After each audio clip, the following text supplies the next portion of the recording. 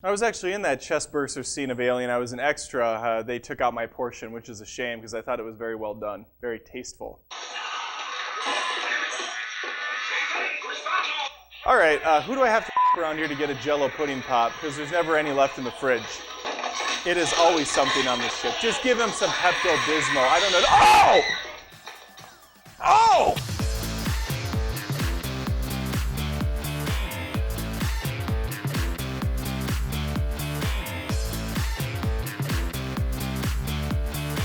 Our villains are an even sorrier bunch, with Juggernaut looking like a giant penis, and everybody else having the superpower to jump high. Oh, let's not forget Pufferfish Man. Plus, you thought Peter Parker was a bad emo? Every one of these villains is dressed like a retired Evanescence member. But do they break out into a choreographed dance number twice? I think not, Adam. I think not. If you come with me a little further on the tour, we can see one of my favorite pieces, which is a Horcrux that's broken open.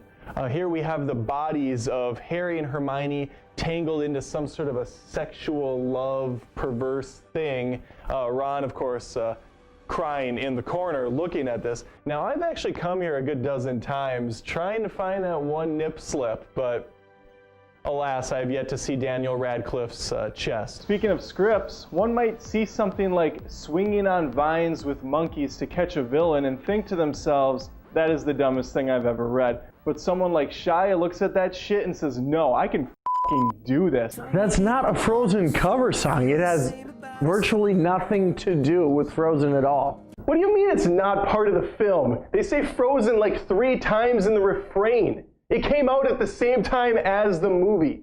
I'm up here in front of tens of people spewing misinformation because my f***ing interns don't do their research. You know what? I have one direction for all of you, and it's the door. Get out. Plus, nobody rocks a duster harder. Well, I beg to differ there, good sir. See, in high school, I rocked a pretty mean duster myself.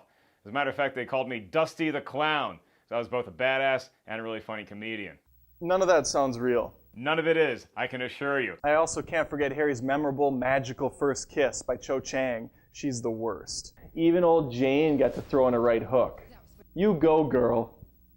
Somewhere else, because you're ruining these films. Granted, it is Charlie Hunnam, but still. She's good with a bow staff. I will give her that much. She's good with a wooden staff. Sexual connotation. That worked better. That worked better. It's hard for me to say which one I like more, because although Bay films most of his action up close and uses Michael J. Fox to steady the camera, it still looks great and it works well. Mitt, you want to roll the clip on that?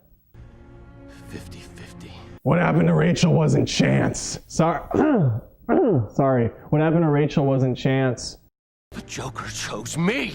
Duh. You were the best of us. Now fix whatever is happening here and let's move on. Jesus Christ. Gordon, get up. Get Gordon. He's not even looking at me. Let's go. I'm gonna push you off this ledge. For that matter, what the hell happened to Joker and his goons who were still up in the building? Did they just cash leave?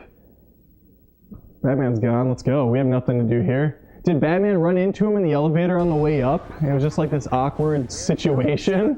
Oh, hey, Joker. Did you find Harvey Dent up there? Sorry, not sorry. We have my boy Liam Hemsworth playing Gale Hawthorne. Teen heartthrob. Teen dick throb, right? But at least there's some plot progression in Hunger Games. It takes diverge shit half near an eternity to get anywhere.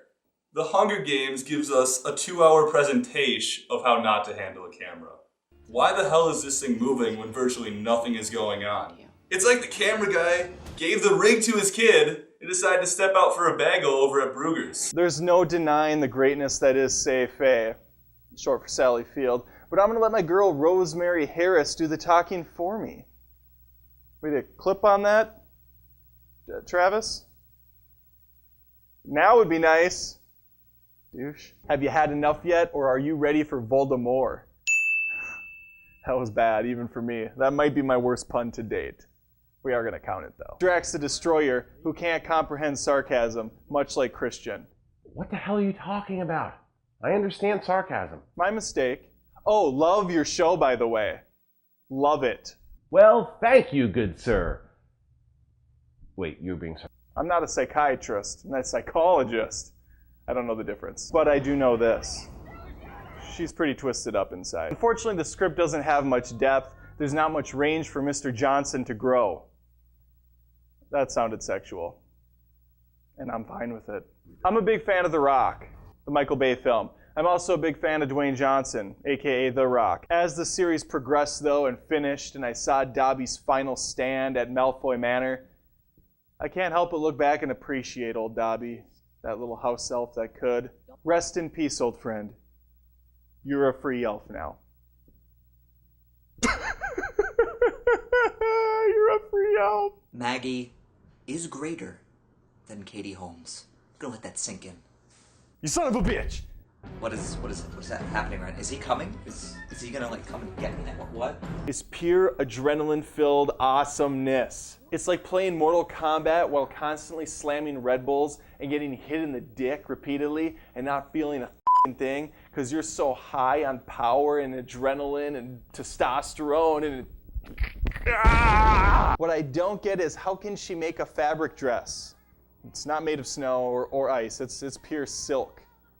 For that matter, she can actually create life. She makes a snowman and a giant abominable creature. That's a pretty big deal. We're just gonna gloss over that? It's also depressing as hell, considering it revolves around the broken relationship between two sisters. Topped off with an intermission where we get to see their parents sink in a boat. Why are you so sad, Disney? With Prisoner of Azkaban taking on the Goblet of Fire, it's gonna be a good match. The choice is Jesus easy. Christ. Prisoner of Azkaban is the clear winner. God? A couple crazy things happen. The wife's like, no, we're f***ing leaving. I was like, what? That's logical. In a horror movie? Yes, there are some cliches, like the boy coming out of the box, looking like something out of The Exorcist, body all mangled, twisted up like two pretzels having sex. I have no idea. I just say things. Huh? Are you about finished yet? Actually forgot you were a part of this. Sorry. Not sorry. Did you know Transformers 4 was in theaters on the 4th of July weekend? Not sure how you couldn't. There's more American flags in this film than the first 3 Spider-Man movies combined. This is the worst movie I've seen in the last 10 years, and I've seen 3 Transformers films prior. The plot, a lot of the story revolves around these little f***ers. Sorry, I was going to try not to swear because kids could be watching. That's not my fault. You know what, parents? Do your job. Don't let your 6-year-old kid watch a show about 2 cartoons being reviewed by... Okay, I can see how this could be my fault. Which, of course, leads to a lot of great food puns. And if there's one thing I like more than anything else in the world, it's a good food pun. Let you relish on that thought. Bryan Singer and his writers did this and then some. Fixing issues with the universe and setting up further installments was the cherry on the cock. Cherry on the cock. Is this done yet? Can I leave? This is what I do on my show. I appeal to myself and no one else. I really dug watching them work as a team, in tandem, to overcome a disability. There's a great message there. I mean, I don't know what it is, but there's a great one there for kids. There's only one performance that's really the most appealing, and that's the one by Andy Serkis. This was like a banana. Put that in the counter. We'll do it, if you didn't. Serkis does, I call him Serkis, he does all the motion capturing for both Caesar and Kong. And you can tell there's a good amount of improv going on. Usually it works. Sometimes it doesn't, as is the case with 22 Jump Street 2, and the overuse of my most hated word in the English dictionary, literally. That reminds me, Gareth, why don't you bring up the public service announcement I did a while back? Oh, hello, I didn't hear you come in. I'm Adam Mullinger, and today I'm here to talk to you about something serious. Literally. Every day in the world, millions of people are pissing the hell out of me by saying the word literally when it's not necessary. You've probably said it 2 or 3 times today alone, and I can guarantee you've heard it that many, if not more. But Adam, I'm using the word correctly. Are you though? Are you? Let's use an example. Your buddy comes over and tells you a story. He says, I was at the grocery store the other day and I literally saw Natasha there. Do you see the problem with that? If not, let me run it down for you. I wasn't racking my brain thinking of whether or not Bennett was at the store today. I just assumed he'd be telling me the truth. Why would he lie about such a pointless, stupid thing? Literally should be used to diffuse any sort of confusion one might have when you're talking to them. Example, I f***ing hate cats. I literally want to eat the face off of everyone I see. Now, what just happened there? I use literally to tell you I really, in fact, do want to eat a cat's face. I want to take their face off. Nicolas Cage reference. Bottom line is this. Don't use the word literally. Just toss it aside like a used up whore. The word's been beaten into the ground. It's been beaten harder than a high school kid's dick. Don't even bother with figuratively. It's an awful word to say, and it's even worse to hear. There's no reason to use either of them, though. They're just filler words. Thank you for taking the time to listen. This was a public service announcement, and I hope you use this new information, this education I've given you, to reach out to the public and help others around you. Literally. Oh, almost caught myself. Good night. I will, however, give you Colin Farrell as Bullseye. His performance was spot on. Please don't do that. His Irish persona was very accurate. Still going. I'm not a male cow, but I would certainly give up my left bullseye to see that performance again. Really stretching it now. Now maybe I'm getting a bit carried away, but certainly not as much as the young females did in that locker room scene when they found out their friend was getting a visit from Aunt Flo. What happens after is a string of bullying that drives Carrie to her breaking point, and much like all proms, this too ends in disappointment. But really, Carrie, I mean, let's be honest, you're bullied a couple times, you get some pig's blood dropped on you. Who hasn't had pig's blood dropped on them a couple times? I embarrass myself almost daily on YouTube. You don't see me burning down a school full of kids, such as Anne Hesh taking the reins as Marion Crane. Anne Heche?